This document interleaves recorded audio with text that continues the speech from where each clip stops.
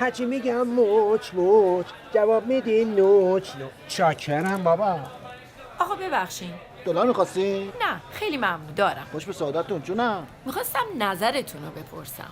خالتون نظر دادن که استان به مولا، هر چی میخواد بپرس شاید یه چی عایدت شد جونم. امیدوارم. مرسی.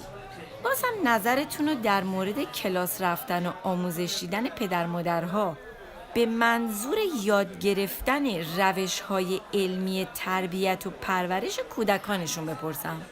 یعنی ببخشید پدر مادرها باز برن کلاس؟ بابا ای والله، یعنی میخوام ببینم این کلاسی که رو دیفالت جوجه دار شده اینم کلاس رفته که ما کلاس بریم؟ یعنی به نسبت ما از کلاغ هم کمتریم؟ بابا دست مریضا نباشه.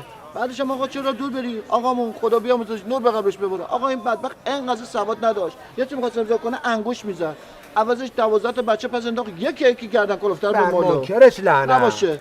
حرف ما رو قبول نرید. بذار کاش این داشتیم از زندان مرخص خود می‌تونید ازش بپرسید. نه شما خیلی ساکتین. نظر شما در این مورد چیه؟